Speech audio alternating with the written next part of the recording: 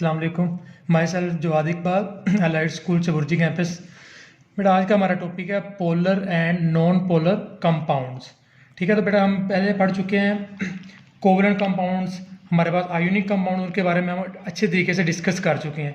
अब जो हमारा टॉपिक है वो है polar and non polar compound.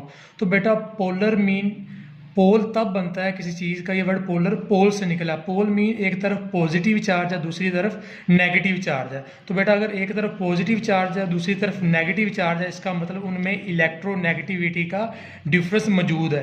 तो हम ये कहते हैं भी अगर ऐसे एलिमेंट्स या ऐसे कंपाउंड जो आपस में बॉन्ड बनाएं और उनमें इलेक्ट्रोनेगेटिविटी का डिफरेंस भी ज़्यादा हो, तो उस तरह के बॉन्ड को हम क्या कहेंगे, वो पोलर बॉन्ड है।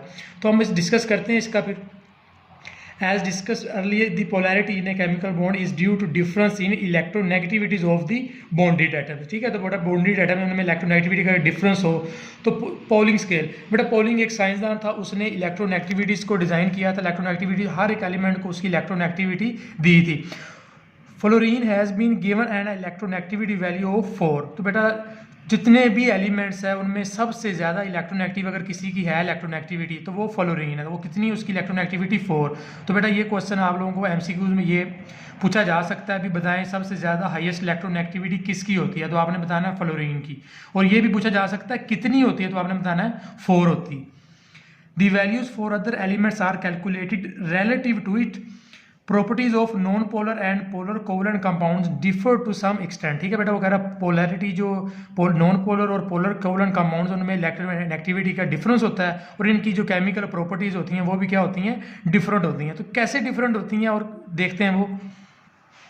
Non polar covalent compounds usually do not dissolve in water. ठीक है बेटा, जो हमारे पास नॉन पोलर कोवलेंट कंपाउंड्स हैं वो वाटर के अंदर डिजोल्व नहीं होते, while polar covalent compounds usually dissolve in water. ठीक है बेटा, जो आप लोगों ने पढ़ा होगा like dissolve like, polar polar में हल होता है, नॉन पोलर नॉन पोलर में हल होता है। ठीक है, तो जो नॉन पोलर कोवलेंट कंपाउंड्स होती हैं वो वाटर के अंदर डिजोल्व इसीलिए नहीं होते क्योंकि वाटर हमारे पास क्या है, एक पोलर कंपाउंड है। Similarly, non-polar compounds do not conduct electricity, but an aqueous solution of polar compound usually conduct electricity। ठीक है, वो बेटा यहाँ पे कह रहा है हमारे पास जो नॉन पोलर कंपाउंड्स हैं उनमें इलेक्ट्रिसिटी नहीं गुजरती क्योंकि बेटा उनमें इलेक्ट्रोनेगेटिविटी का इतना डिफरेंस नहीं होता। बेटा अगर इलेक्ट्रोनेगेटिविटी का डिफरेंस होगा तो उनमें से इलेक्ट्रॉन्स फ्लो करेंगे, तो इलेक्ट्रॉन जब फ्लो करेंगे तो तब इलेक्ट्रिसिटी पैदा होती है। लेकिन जब एलिमेंट्स जो बॉन्ड बना रहे हैं वो खुद ही वीक हों तो कैसे इलेक्ट्रिसिटी पैदा हो सकती है। तो इसलिए जो नॉन पोलर कंपाउंड्स हैं वो इलेक्ट्रिसिटी के वीक कंडक्टर होते हैं, लेकिन जो पोलर कंपाउंड्स हैं they have usually conduct electricity due to the formation of ions as a result of its reaction with water. ठीक है, पोलर कंपाउंड इसलिए इलेक्ट्रिसिटी पैदा करते हैं क्योंकि उनके अंदर फ्री आयंस होते हैं, लेकिन जो नॉन पोलर कंपाउंड उनमें फ्री आयंस नहीं होते, इसी वजह से वो इलेक्ट्रिसिटी को कनेक्ट नहीं कर पाते।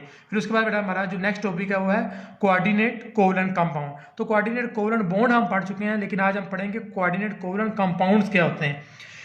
Their properties are mostly similar to those of covalent compounds। इनकी जो प्रॉपर्टीज हैं वो कोवलेंट कंपाउंड से क्या होती हैं, मिल रही होती हैं। यानी कि जिस तरह कोवलेंट बॉन्ड हम पढ़ा था ना हमने, कोवलेंट बॉन्ड की प्रॉपर्टीज कोऑर्डिनेट कोवलेंट बॉन्ड से क्या हो रही होती हैं, मैच हो रही होती हैं। As the nuclei in these compound are held by shared pair of electrons. ठीक है बेटा, शेयर्ड कोऑर्डिनेट कोवलेंट बॉन्ड में भी इलेक्ट्रॉन्स का क्या होता है, शेयर होता है, और कोऑर्डिनेट कोवलेंट बॉन्ड में भी क्या होता है, इलेक्ट्रॉन्स का शेयर होता है। Therefore, they do not form ions in water. Due to their covalent nature, they form solutions in organic solvents and are very less soluble in water। और ये बेटा वाटर के अंदर क्या होते हैं, less soluble होते हैं। Usually they are rigid compounds with the dipole। और ये relatively बेटा क्या होते हैं, हार्ड होते हैं और क्या बना देते हैं, एक डाइपोल बना देते हैं। तो बेटा इसके बाद हमारा सिर्फ एक टॉपिक रह गया, मेटल्स क्या हैं और मेटल्स की प्रॉपर्टीज, और थोड़ा सा उसके अलावा सिंथेटिक एडहेसिव। तो इंशाल्लाह जो लास्ट लेक्चर होगा उसमें मैं आप लोगों को ये चैप्टर क्या करवा दूंगा, कंप्लीट करवा दूंगा। ठीक है, तो अच्छे तरीके से आप लोग ये क्वेश्चंस कर लीजिएगा, ये सारे के सारे शॉर्ट क्वेश्चन हैं। अल्लाह हाफिज़।